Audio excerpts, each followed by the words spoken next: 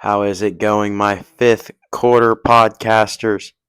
I'm Hodge, back with you today. I just got a mic. Thought it came with a clip. No clip, so I'm going to hold it and pretend like I'm on TV. I hope all of you enjoyed the last episode. Today, we are going to be talking about, first, the beef between Cam Newton and Steve Smith. I don't know if y'all have seen that, but Cam Newton talked about when he got drafted to the Panthers, and he said, I think it was, I came into the locker room and there were 53 bums in there. Steve Smith was like, well, wait a minute.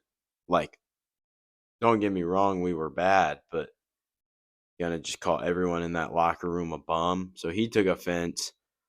His response was kind of sarcastic. He was like, well, like, thanks for blessing us with your presence, but I'm kind of upset with how you handled the whole situation or something, which is just kind of silly. It's two guys that are way past their prime that want to act and talk like they're still relevant, so they're going to try.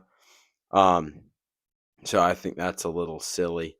But that was actually a segue in what I wanted to start talking about, which was the future of the Carolina Panthers. And I think the Panthers are probably, I'll say, a playoff team next year.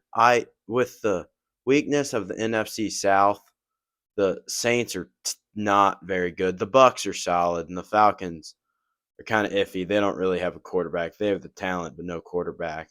So I think because the Panthers will play the division team 6 times, I believe, and if they can go 4-2 in those, and then just honestly probably go 500 the whole rest of the season, that would be an above 500 record, which I think would be able to get them in the playoffs with how bad their division is. And I think Bryce Young, while he had a rough start to the year, made an astronomically large jump, which was very exciting to see as a Panthers fan. I think that the talent that the Panthers will hopefully draft in Will Johnson, which can be on the opposite side of Pro Bowler CJ Horn, would be awesome. Derek Brown coming back will be huge.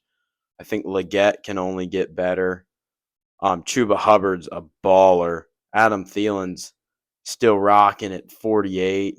Um, the O line was a lot better since they signed Hunt, and I mean it all comes down to Bryce Young. If he plays how he plays at the end of last season, the Panthers have a really good chance to at least sniff the playoffs, even if they don't get in, to at least have a chance. And as a Panthers fan, that's really exciting because since the Super Bowl run, they've been mediocrely bad ever since, which is not very fun, but that's life. But hopefully they can turn it on and will be able to win some games they weren't supposed to. Like this year, if Leggett catches a deep ball, they beat the Eagles. They lost to the Chiefs as the time expired to a Butker field goal. So they played some good teams pretty close. And once that team starts to believe, I really think there can be major stepping stones. Because from 2 years ago, I think they were 2 and whatever, 14, 15, maybe 3. And they won 5 games this year. They had the over under for them was 4.5. So they went over there what they were supposed to be, which is super exciting. And I just hope that they come to play next year because I really want them to. Next, we're segueing into hockey again. My arm's getting tired. I really wish I could just clip this thing onto me. But the Team Canada, I talked about them last night. So they released their power play groups. Now, I don't even know who's on the second group. I know Mitch Marner is. That's the only one. But the first group is like if you made a NHL team, like just like you made a Chell team on PlayStation, and you like could make the best one you could. It's Crosby, McKinnon, McDavid, Reinhart, Crosby, McKinnon, McDavid, Reinhart. Oh, and McCarr. It's like, what? Like, you got two of the fastest, best players in the league paired with a top 3 player ever, with the best offensive defenseman in the league, and then just an absolute sniper in Sam Reinhart. I mean, how do you stop that? Like, if they win the faceoff, which they probably will, because Sid's disgusting at faceoffs, they're just going to be able to set up, and I feel like every team's just going to get fried by that. Like, granted, I don't know how well they'll work together, but the speed that McKinnon and McDavid have, and then the IQ that Crosby has with the shooting that Reinhart has, and the offense that Makar has as a defender is just wild to me. And that's with a 5-on-4. Like, there is not much you can do. You just kind of have to rely on your goalie or some poor shots or to win the faceoff and just not let them in. But even if you win the faceoff and send it 180 feet or, yeah, 90 feet, whatever it is, they basically get a one man entry with McDavid or McKinnon. So it's like, it's really, I think it's going to be very tough to stop, which I think should be a lot of fun to watch, because that means it should be a lot of offense. But then you have all the best goalies, like a Hallebuck. Like, could he sit there and just face all those shots and just save all of them? Like, who knows? But I'm excited to see the Four Nations. Something I found funny was they asked Seth Jarvis, again, huge Hurricanes fan, if there will be any fighting at the Four Nations. And he said, "No, I don't think so, unless Aho challenges me," which sums up Seth Jarvis as a person. He's a 22-year-old just clown who plays his heart out and is so funny. They asked him what he did when he got hurt. They're like, "How'd you pass the time?"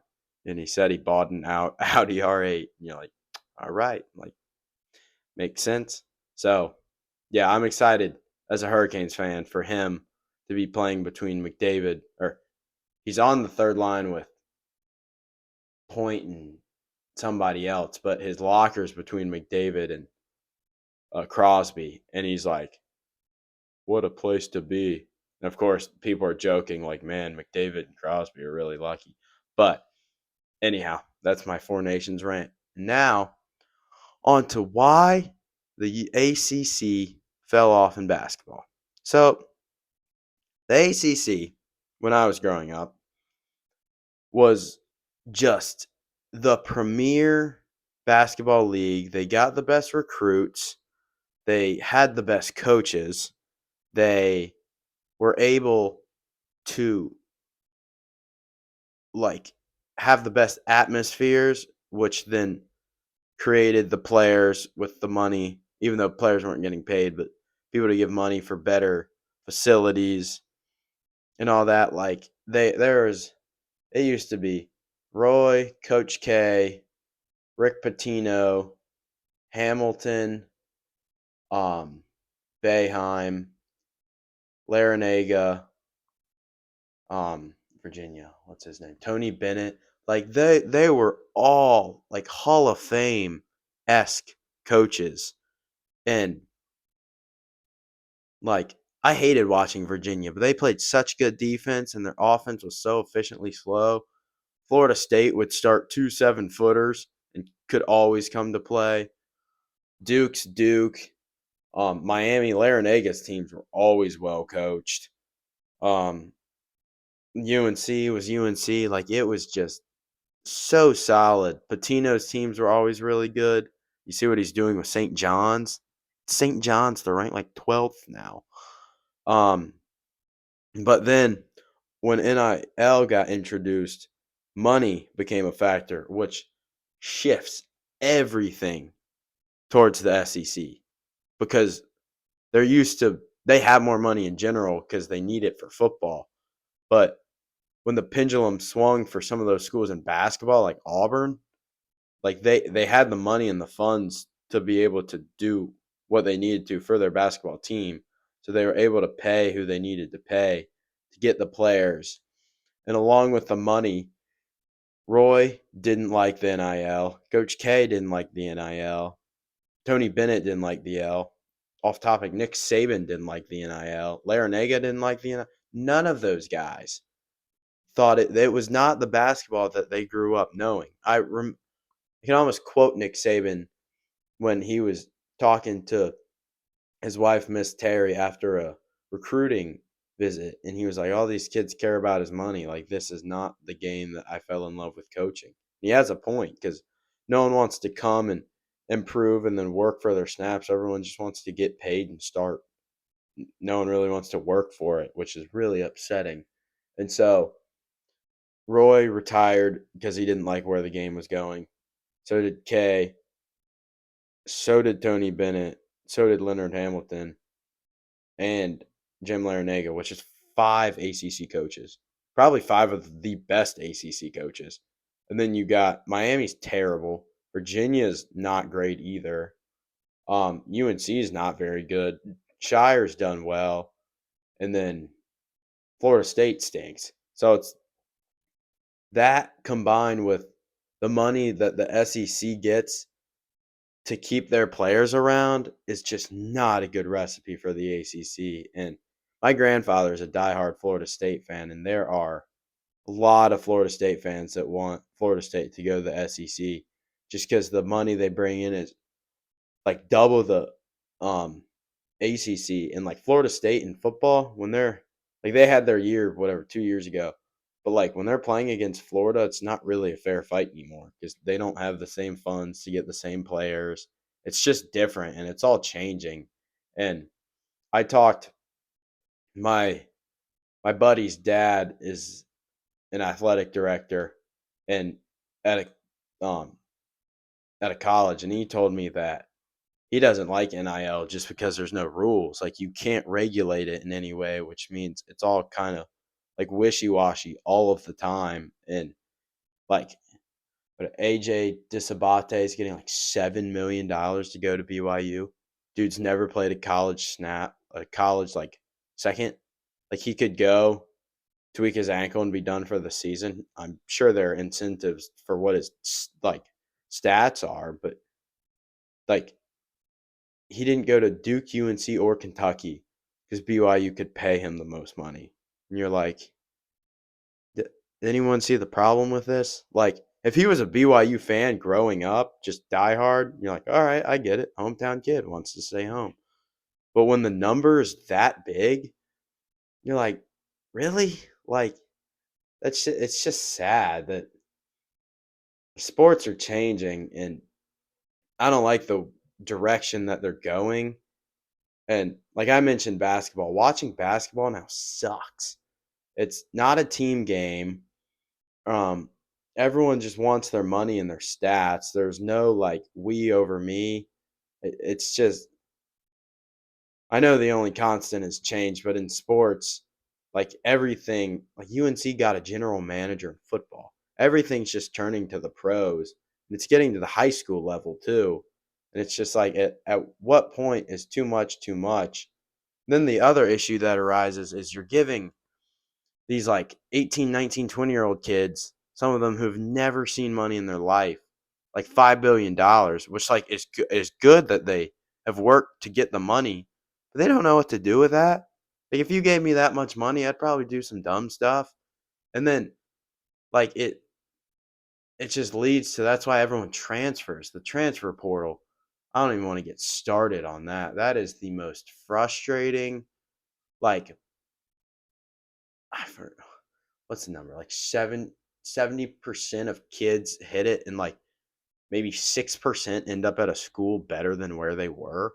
Because people are just like, oh, I'm not starting this year. I'm just going to leave. And then they just go somewhere else. So everyone's always going somewhere else. And it's just really, really upsetting. And I wish in another world, somehow, some way, that money does not ruin sports. That's that's what I wish would happen, but we're way too far. The pendulum's too far along, and I don't think we can go back, which really saddens me. Just because it's the sports that I grew up knowing and loving are just changing, and I don't like where they're headed. That's why I've really started getting into hockey, like the hockey salaries, like the Mikko Rantanen, who's one of the best players in the league wants $14 million like per year. AJ Disabate is getting 7. He's in high school, going into college. I get it's basketball, hockey. It's like that is one of the best pro hockey players in the world with a going to be freshman in college who's playing basketball, who's making half of what he is, let alone the NBA contracts and the NFL contracts are insane, which I don't mind. But because the NFL, like, it's National Football League, all that, that's where you're supposed to get paid. But when it trickles down into college, like I do think college players should get paid. Like they are the reason a lot of people watch the sports. Like Zion, John Morant, like all those guys would packed crowds would happen because they would show up. So like they should get something from that, but there's no rules. And with no rules means that people make bad decisions and they don't get in trouble for it. So they're able to continue making bad decisions. So I wish we could just rewind sports like 5 years and just be like, all right, start. But doesn't look like we're going to be able to do that. And it just looks like the money is going to get more and the care is going to get less. And it's just not what I remember. I know the only constant is change, but I don't know. I'm not a huge fan of where sports is headed. But while that got kind of depressing, I hope you guys enjoyed listening. I am enjoying doing this. It's fun talking about sports. Oh, and I was gonna um look at my basketball predictions. So I said that Tennessee would beat. Or no. No, I didn't. I said Tennessee would lose, and they lost by 11, 1-for-1. I said, I don't think I did Michigan. I did.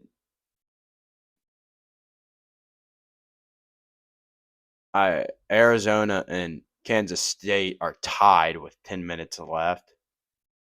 And no, I did UConn and Creighton. I said UConn was going to beat Creighton. I could be wrong about that. But so far, 1-for-1. So if you ever want to tail what I say, I hopefully can win you some money. Who knows? But I hope you guys have a fantastic rest of your Tuesday and a great Wednesday. See ya.